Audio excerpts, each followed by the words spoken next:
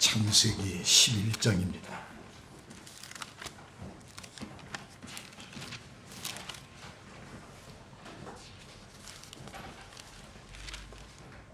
창세기 11장 1절에서 9절까지 봉독해 올리겠습니다.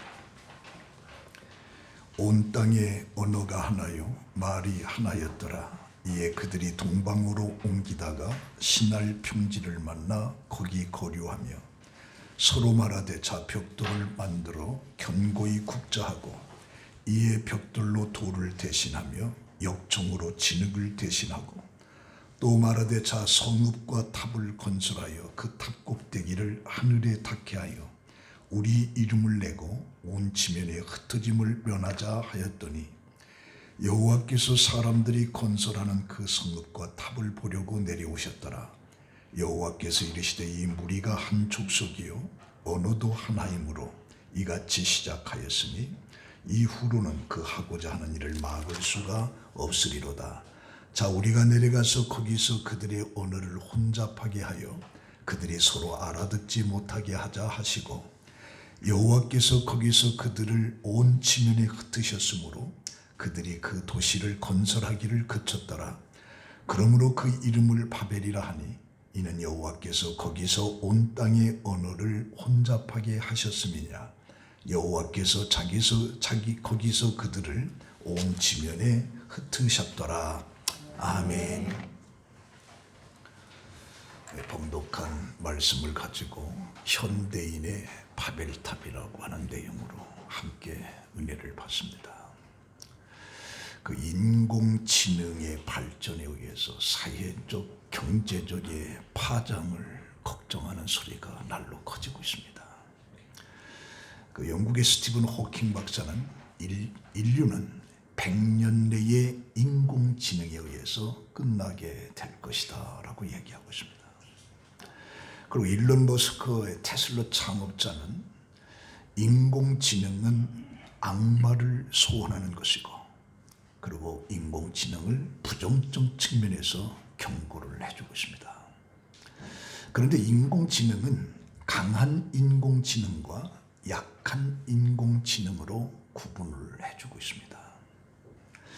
이 강한 인공지능은 자아를 가지고 자기를 지키려고 스스로 진화하면서 발전하는 것을 강한 인공지능이라고 말합니다. 그러나 특정한 목적을 위하여 개발된 인공지능은 이미 의료라든가 교육이라든가 경영, 서비스 등에서 이미 활발히 활동 중에 있습니다. 이것을 우리가 약한 인공지능인데 이 약한 인공지능은 인간의 지시를 따를 뿐 스스로 문제를 해결하는 것은 불가능하다고 말합니다. 그런데 호킹 스티븐이 말한 인공지능, 강한 인공지능을 말하고 있는 겁니다. 그래서 우리가 이 강한 인공지능을 특이점이라고 합니다. 이것을 우리가 싱귤레이티라고 하는데 이 말은 인간을 뛰어넘는 순간을 우리가 특이점 싱귤레이티라고 말하고 있습니다. 이 커즈왈이라고 하는 사람이 2045년이 되면 특이점에 도달하게 될 것이다. 그런데 3년 전에 어떤 학자는 2030년이면 특이점에 도달하게 될 것이다 라고 그렇게 이야기를 해주고 있습니다. 반면에 인공 전문가들은 기후일 뿐이다 라고 얘기하는 사람들도 있습니다. 하지만 약한 인공지능도 우리 사회를 변화시키는 것은 분명합니다. 대표적인 것이 사람의 일자리입니다. 그 스위스에서 열린 다보스 포럼에서 인공 발전에 따라서 앞으로 5년간 선진국 신흥시장 15개국에서 710만 개의 일자리가 없어지게 될 것이다. 그렇게 분석을 했어요. 그리고 이에 반해서 새로 생겨나는 직업은 210만 개에 불과하다.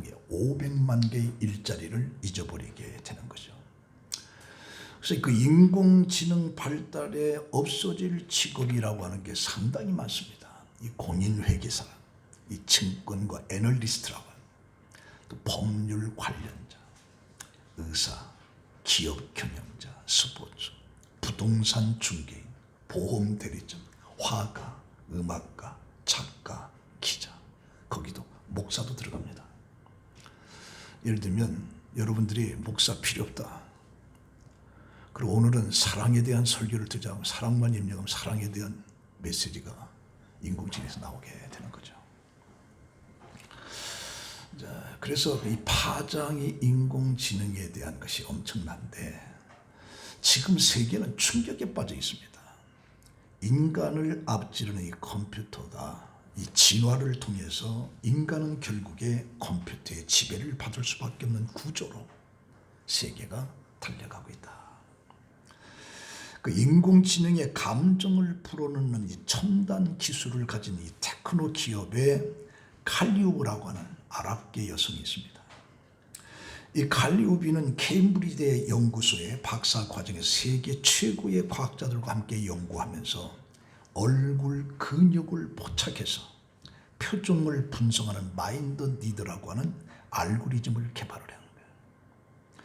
그래서 그는 비언어적인 단서인 얼굴 표정과 나아가서 이 목소리 톤, 이 변화를 포착해서 읽는 법을 컴퓨터에 가르쳐주고 인공지능이 이것을 인식하고 반응할 수 있는 기술로 발전시켜 나가고 있는 겁니다. 그래서 이런 것들을 통해서 예를 들면 반자율 운행이라고 하는 이 자동차 운전자가 너무 화가 났다든가 정신이 산만하다든가 피곤함을 느낄 때는 운전의 통제권을 뺏어버립니다. 뺏어버려서 1년에 수백만 건의 자동차 사고를 방지하는 거기까지 나가게 됩니다. 그리고 스마트폰에 설치하는 이 감정 인식 장치들을 통해서 정신적인 육체적인 질환을 이 사람은 앞으로 2년 내에 이런 병이 걸리게 될 것이다라고 하는 걸 미리 진단해서 미리 치료하게끔 만드는 그런 시대를 우리가 나가고 있는 겁니다. 그리고 21세기를 들면서 미국과 중국의 양국의 우주 경쟁이 엄청나게 치밀하게 벌어나고 있습니다. 아주 고단수 전력의 수를 지금 쓰고 있는 거죠. 그 양국의 우주 전략의 경쟁이 패권 전쟁으로 이어질 수밖에 없는데 그 이유가 우주 질서를 제패하기 위한 겁니다. 그 우주 질서 제패라고 하는 것은 우주 질서를 정의하고 설립하는 거죠. 그래서 우주를 지배하는 자가 미래 세계의 경제와 기술과 환경과 사이버 공간, 교통, 에너지 모든 분야를 지배할 수가 있는 겁니다. 그래서 오늘날 세계에서 이 국제 질서가 확립되지 않은 영역이 두 가지가 있는데 하나는 바로 사이버 공간이에요. 가상 공간이라고 하는 사이버 공간. 그리고 다른 하나는 우주 세계입니다. 근데 이 두 개의 질서가 상관성이 밀접하게 되어 있는 겁니다. 그래서 이 둘의 질서 확립을 동시에 추진될 가능성이 많기 때문에 왜냐하면 인공위성의 문제에 논의 없이 사이버 질서를 논할 수가 없기 때문에 이 두 가지가 같이 공정해서 나타나고 있는 거죠. 자, 그럼 왜 그런 거냐? 그 우주와 이 달 이것이 자원복으로 나와 있는 겁니다. 이 지구에서 희소성이 크거나 고갈된 자원이 지구밖에 우주에는 굉장히 풍부하다는 거예요. 그래서 이것이 우주 경쟁에 도화선을 불을 붙이는 거죠. 그래서 자원 확보 과정을 보호하기 위해서 그래서는 결국에 군사적 방어 능력이 뒷받침해 주는 거죠. 그래서 미국과 중국의 우주 패권 전쟁을 추동하는 전략적인 이익이 세 가지가 있는데 첫째가 무궁한 우주의 차원이라는 거예요. 이 지구에서 공전하는 이 지구를 통해서 공전하는 한 1만 개의 위성이 있습니다. 소행성이라고 하죠. 소행성. 그 소행성에 매장된 무궁무진한 자원 때문인 거죠. 거기에는 카본이라든가 아연이라든가 코발트라든가 백금, 황금, 은, 티타늄 등의 풍부한 것으로 이 지구를 통해서 공전하는 소행성에 이 10,000개 정도의 엄청난 자원이 거기 있기 때문이에요. 또 하나는 미래 에너지원이 우주에 있기 때문이다. 이 태양광을 이용한 전력 공급이 가능해지는 거죠. 이 지구와 달의 영역에 태양력을 농축하는 우주 발전소를 구축해서 지구의 레이저빔을充전하는 방식이죠. 여기서 공급되는 태양열이 지구의 것보다 약 35%에서 70%까지 많다는 거예요. 그래서 우리 지구가 2100년이면 70테라와트의 전력이 필요한데 이제 바깥에서 이걸 레이저빔으로서 발전해서 쏘는 속량이 약 332캐럿이에요. 그러니까 5배가 많은 양의 전력을 외부에서 끄집어올 수 있는. 그래서 그들은 서로 패권 다툼을 하고 있는 거죠. 그리고 이들의 패권을 향한 우주 선점 욕망이 미 양국 간의 우주 경쟁의 구조에 확립되어 있는 거예요. 그래서 그걸 빨리 하는 자가 이게 우리가 블루오션이라고 하죠. 블루오션. 이 블루오션이라고 하는 것은 현재 존재하지 않거나 알려지지 않아서 경쟁자가 없는 유망한 시장을 우리가 블루오션이라고 해요. 미리 선점하면 다 내 것이 되어버리는 거예요. 우리가 이런 시대 속에 우리가 존재하고 있다. 그러면 오늘 이 본문의 말씀은 바벨론의 바벨탑의 사건입니다.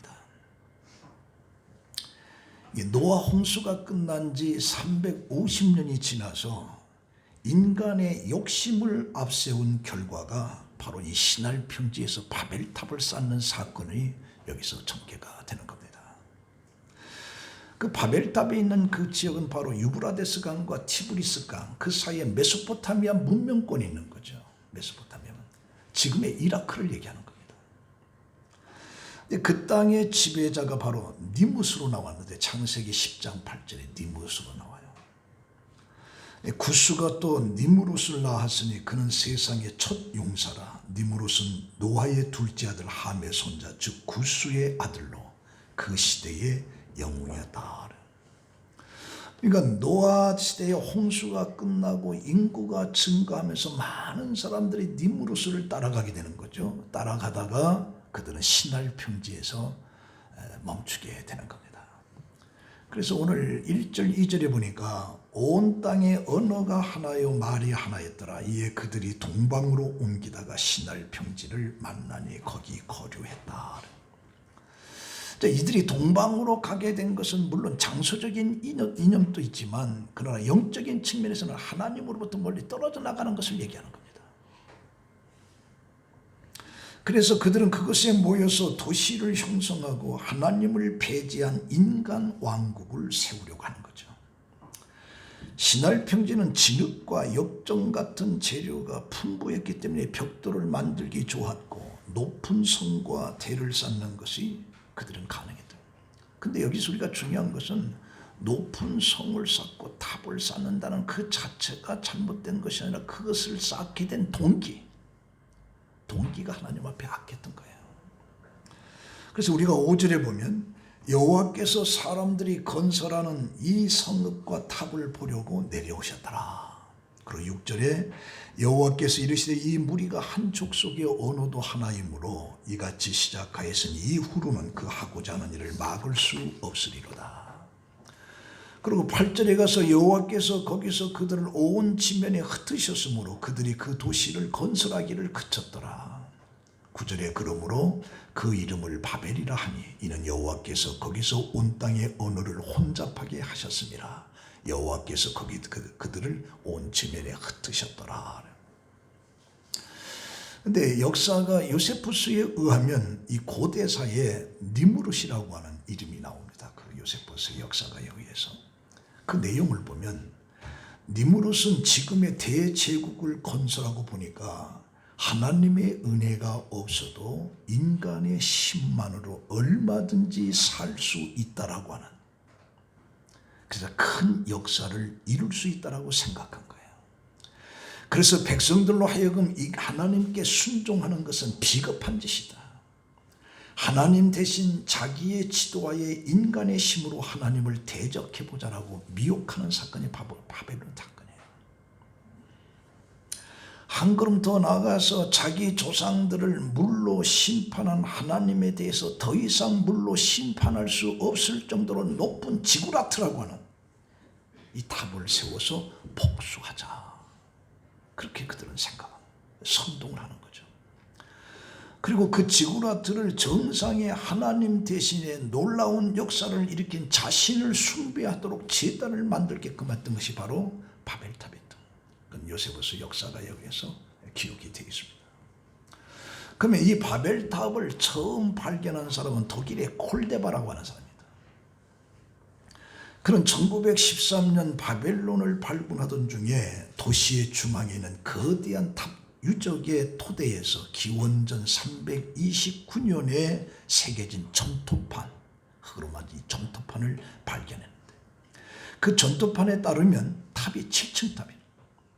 그리고 그 위에 사당이 설치해 있었다고 하는데 아울러 바벨탑을 세우는데 모두 길어간 것이 8,500만 개의 벽돌이 사용되죠. 그리고 이 건물의 가로와 세로 높이가 90m에 이르는 90m에 이르는 그것이 바로 이 점토판에서 발견이 된 거죠.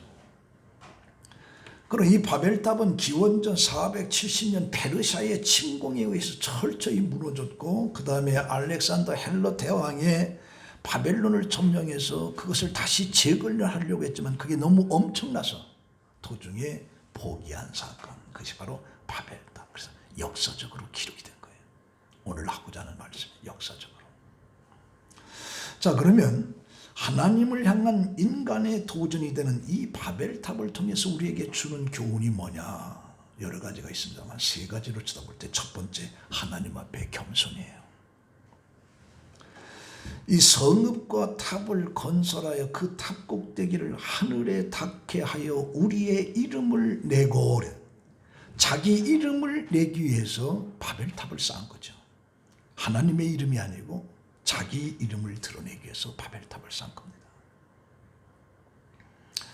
이것은 바로 이 바벨탑이라고 하는 것은 인간이 하나님의 존재를 무시하는 것이고 탐욕에서 시작되는 것이고 하나님을 도전하는 것이고 하나님을 무서워하지 않는 악한 인간들의 행동 속에서 나온 거예요. 이 바벨탑이라고 하는 것은 인간을 하나님처럼 되려고 하는 세 번째 사건인데 이 첫 번째 하나님을 되고자 하는 사건이 바로 영적인 천사의 타락입니다. 그게 이사야 14장 12절에 나옵니다.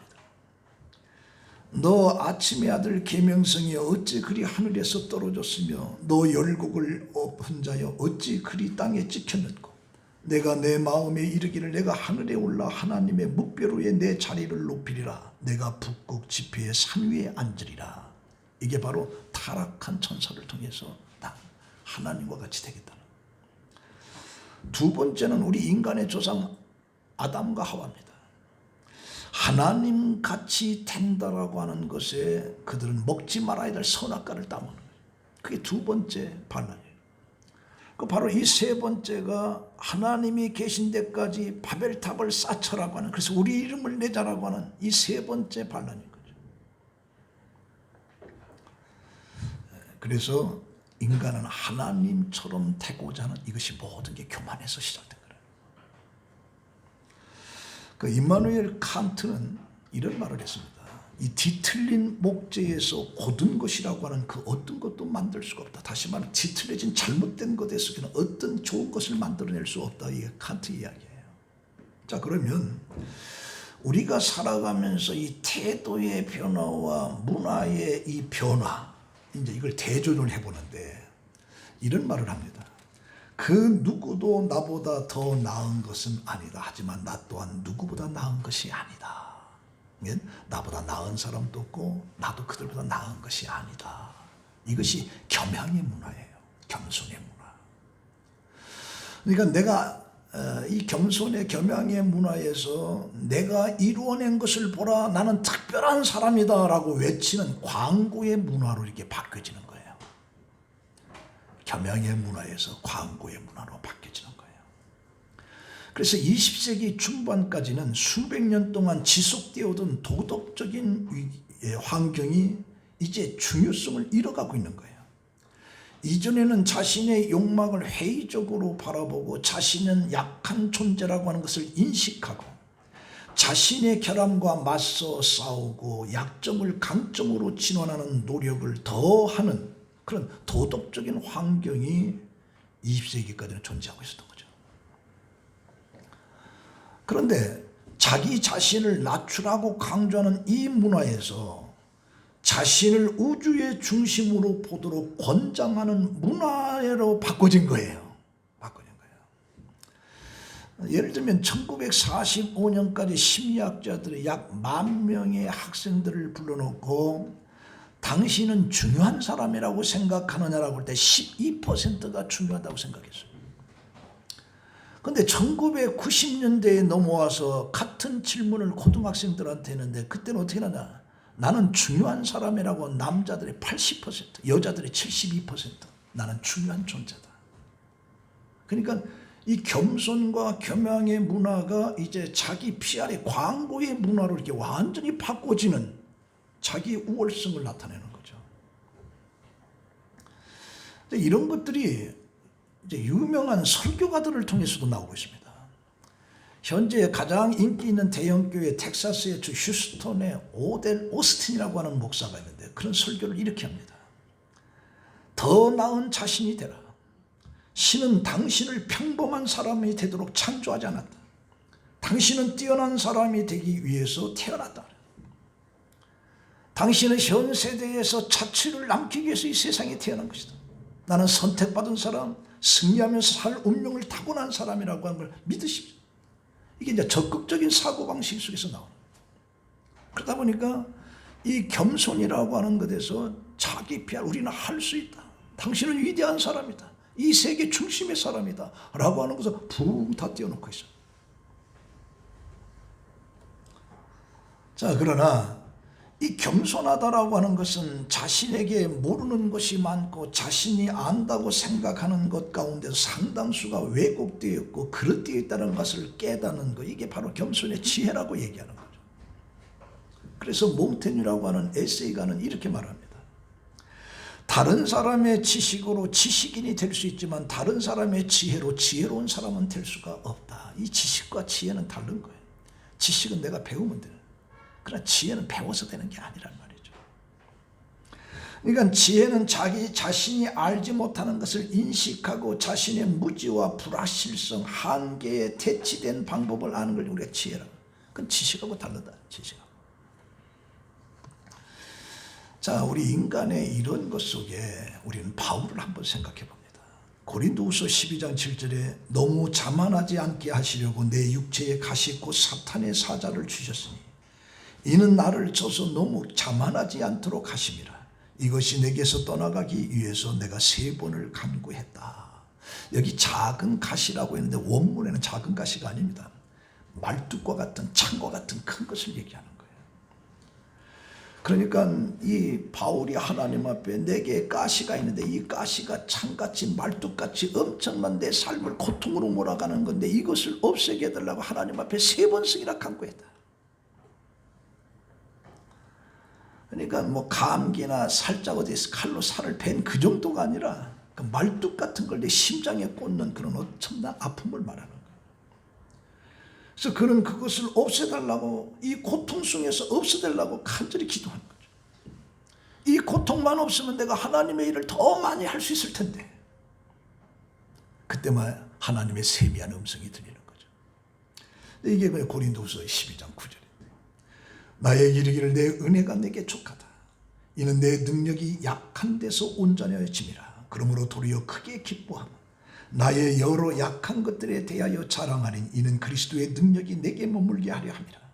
그러므로 내가 그리스도를 위하여 약한 것들과 능욕과 궁핍과 박해와 공고를 기뻐하노니 이는 내가 약할 그때의 강함이라.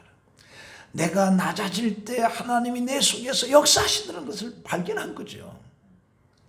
그래서 내가 약할 때 하나님은 내게 와서 내 약한 부분을 다 감당해. 그래서 내가 기쁘다라고 얘기해. 그러니까 다시는 이 가시를 없애달라고 이야기를 하지 말라. 왜 그러냐? 바울이라고 하는 사람은 죽은 자도 살렸던 능력을 했다. 능력이 엄청나 있어요. 그런 바울에게 자기 몸에 가시가 있어서 자기 몸에 아픔이 있으니까 남한테 본이 안 되는 거예요. 그러니까 이것 좀 없애둘라고 그랬는데 아니야, 네가 스스로 그래야 겸비한 사람이 된다. 겸손한. 그래서 내가 부족한 것에 하나님의 능력이 나와 함께한다라고 하는 사실을 얘기하는 거죠. 그래서 하나님은 겸손한 자에게 은혜를 베풀어주고 겸손한 자에게 축복을 주는 것이죠.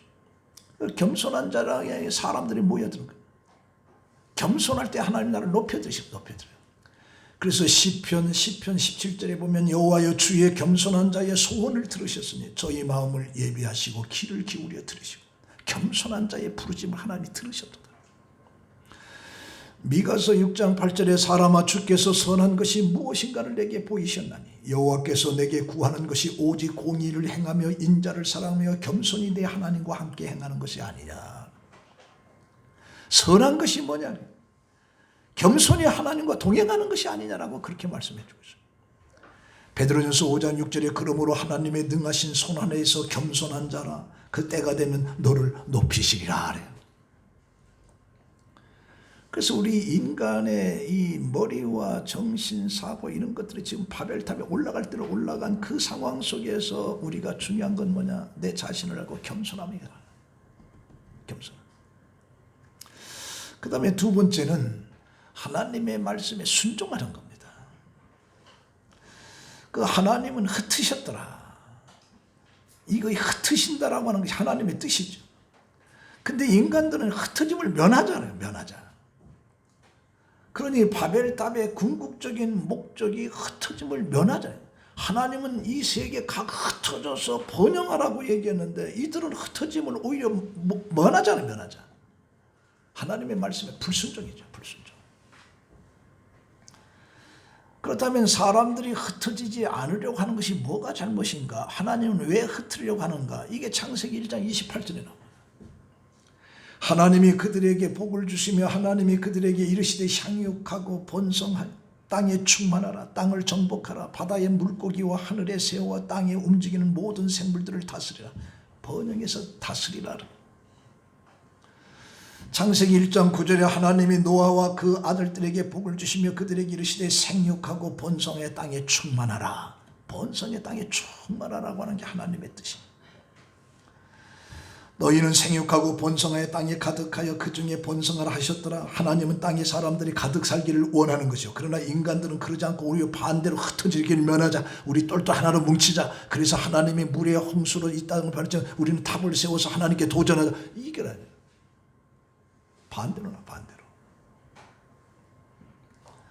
그래서 오늘 봉독한 말씀 속에 1절에 보면 동방으로 옮기다가 신할 평지를 만난 인간들은 그곳에 거하면서 서로 말하되 우리가 벽돌을 만들고 견고히 굽자. 벽돌을 돌을 대신해서 역청으로 대신해서 성을 높이 쌓자. 그러면서 뭐라고 그러냐? 하늘에 닿게 해서 우리 이름을 내고 온 지면에서 흩어짐을 면하자. 여기서 세 가지가 나옵니다. 어떻게 보면 이게 인간의 비전입니다. 비전이에요.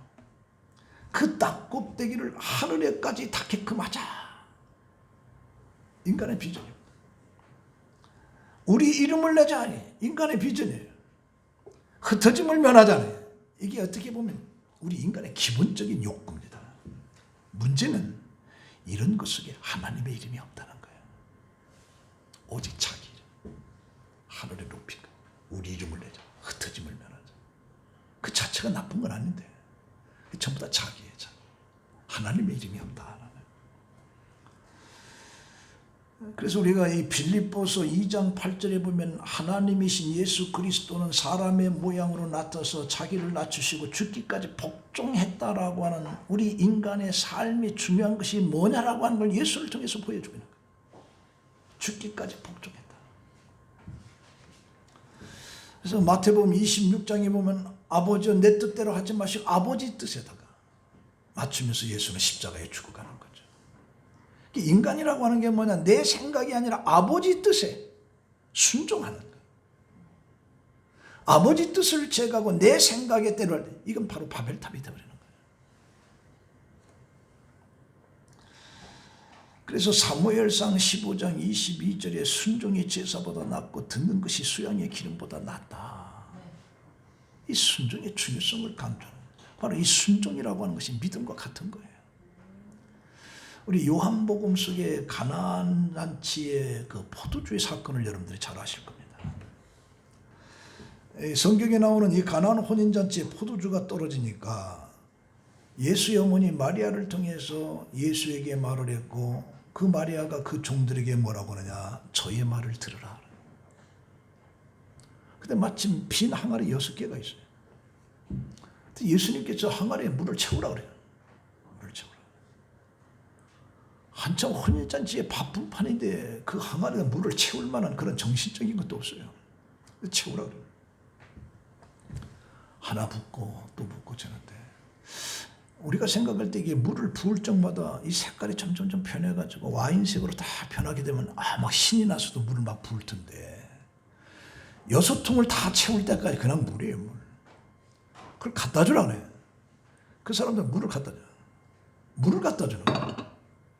근데 물을 갖다 줬는데 그들이 먹을 때는 거기 포도주가 된 거예요. 이게 믿음의 이 순종이라고 하는 게 바로 그와 같다는 거예요. 우리가 순종, 예수 믿으면서 순종할 때 물 항아리에 부을 때 물이 색깔이 조금 변하면 좀 되는구나. 또 힘나서 또 붓고 또 갈 수가 있는데 6통을 다 부을 때까지는 그냥 물이야, 물. 그런데도 순종. 근데 그 물을 갖다 주라 그래. 물을 어떻게 갖다 줘요? 순종하고 갖다 줘. 먹는 사람이 포도주가 되더라고요.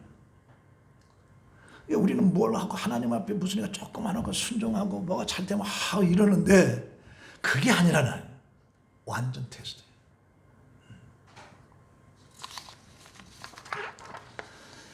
그래서 우리가 이 바벨탑을 보면서 우리가 하나님의 말씀에 순종, 믿음의 삶이라. 믿음의 삶. 이게 중요하다. 마지막으로 세 번째는 하나님으로 인해서 기뻐하며 사는 겁니다. 하나님의 존재, 하나님의 자체에 대해서 기뻐하는 거예요. 여러분들 예수를 믿게 되다 보면 놀라운 사실이 하나 뭐냐, 예수 자체가 난 기쁜 거예요. 내 삶에 병이 들고 내 삶에 가난하고 내 삶에 어려움이 있다 할지라도 예수 자체가 나 내게 기쁘고 감사가 되는 거예요. 이게 중요하다. 여러분들 그 크라이슬러 자동차 회사의 사장 그 아이아콜라를 여러분들 잘 아십니다. 아이아코카라고. 이 사람의 자서전에 의하면 그는 1946년에 프린스턴 대학을 졸업하고 공학 석사 학위를 받고 포드 자동차에 들어가서 취직을 한 거죠. 그 32년 동안 근무하다가 1970년에 포드 사장이 됩니다. 그런데 그 헨리 포드 2세와의 불화로 인해서 1978년에 이유 없이 해고를 당하는 거예요. 포드 회사가 있기까지 공헌이 막대했음에도 불구하고 해고를 당한 그 아이아코카는 분노에 사로잡히고 그 감정을 상상하기 힘들 정도였어요. 그는 이렇게 말했습니다. 나는 그때 복수와 믿음 사이에 서 있었다. 청춘을 바쳐 회사를 성장시켜 놓았는데 해고하다니 처음에는 반드시 복수하리라고 다짐을 했어. 그러나 마음 한구석에 하나님은 나에게 더 좋은 것을 주시기를 원하는 그런 기회이다. 그러니 오히려 하나님께 감사하자. 이렇게 마음이 바뀌어진 거죠. 결국에 그는 믿음을 택했고, 그리고 4개월 후에 35억 달러의 적자와 누적된 재고, 경영 의지를 상실한 간부, 또 일할 의욕을 잃은 직원, 외면하는 소비자. 그게 이제 크라이슬러에 있었어요. 근데 그 회사의 사장으로 취직을 하게 되는 거예요. 그래서 위태로운 이 크라이슬러를 위해서 냉혹한 구조조정을 감행했고, 자기는 연봉 1달러, 1년에 1달러만 받겠다. 그거 선언하는 거예요. 그리고 지부의 광고에 나가서 출연해서 대국민들에게 호소하면서 K모델을 통해서 회사 살리게 나선 거예요. 5년 만에 해고된 직원들을 다시 불러서 삭감했던 근로자의 연봉을 원래 수준으로, 그리고 정부 대출금도 일시에 다 갚아버린 거죠. 재기에 성공한 겁니다. 그는 이렇게 말합니다. 복수 대신에 하나님을 신뢰하며 감사했더니 하나님이 자신을 유명하게 만들어 주었다라고 그렇게 고백을 하는 거죠. 그러니까 우리가 살아가면서 하나님 존재 자체에 그냥 기뻐하면 그 기뻐하는, 하나님 자체에 감사하면 그 감사가 우리 인생을 새롭게 만든, 새롭게. 네. 그래서 보네포라고 하는 신학자가 이런 얘기를 합니다. 기독교인과 비기독교인을 구분하는 방법은 간단하다. 불평과 원망을 일삼는 사람은 비기독교인이다. 그러나 범사에 감사하는 마음으로 살아가는 사람은, 그 사람은 바른 기독교인이다. 그래서 그 사람이 정말 기독교인이냐 아니냐라고 하는 것은 어려운 상황 속에서 불평하느냐 감사, 이것으로 구분된다. 그래서 이 감사라고 하는 것은 이 기독교인이라고 하는 사실을 보여주는 하나의 상징과도 같은 거예요. 넘어져도 감사한 거예요. 넘어져서 코가 깨져도 안 죽어서 감사하다. 안 죽어서 감사하다. 그러니까 확실히 하나님을 믿고 의지하는 사람은 어떠한 형편 속에서도 불평하지 않고 감사한다는 얘기죠. 그래서 이 감사라고 하는 우리가 자꾸 축복의 통로라고 해요. 감사하는 것은 저주도 물러가고, 감사는 환난과 불평 다 물러가게 돼 있어요. 이 지금까지 베풀어진 은혜를 잊지 않고 감사할 때, 그리고 어떤 상황에 처했든지 불평과 원망하기보다는 감사로, 이것이 바로 기독교인이다.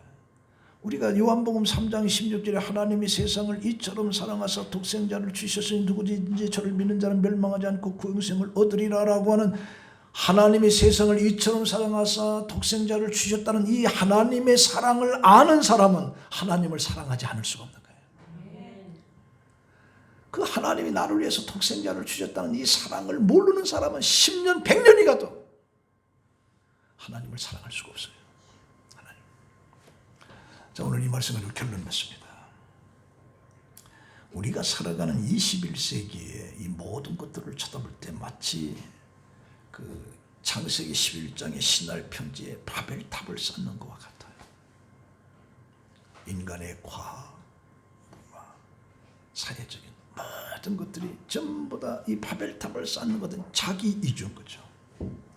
하늘에까지 닿자 우리 이름을 내고 지면에 흩어짐을 면하자. 우리 힘으로 한번 도전하자 라고 하는 그런 시대 속에, 그래서 아까 제가 말한 특이점, 인간을 뛰어넘는 특이점까지 우리 인간은 지금 도전하고 있는 거죠. 자, 이런 것 속에서 우리는 하나님을, 그래서 하나님은 이 모든 걸 다 보고 계신다. 그래서 우리가 말씀해 보면 이대로 뒀다가는 안 되니까 하나님이 내려와서 다 흩어버리신 거예요. 하나님은 지금 또 오늘 우리들의 행동을, 동기를 다 보고 계신 거죠. 자, 그런 하나님의 존재를 인식하면서 오늘 우리 그리스도인들은 어떤 상황 속에서든지 우리는 겸손해야 돼요. 그리고 하나님의 말씀을 순종해야 돼요. 그리고 하나님 자체를 기뻐해요. 하나님 존재 자체를 감사하면서 사는, 이것이 바로 오늘 우리들이 살아가야 될 21세기의 이 현실 속에. 그래서 여러분들은 이 바벨탑 사건을 쳐다보면서 어떤 환경 속에서도 하나님 존재 자체를 기뻐하면서 사는 여러분들의 삶이 되기를 예수의 이름으로 축원합니다. 기도하겠습니다. 하나님, 이 바벨탑 사건이 결국 인간의 교만이고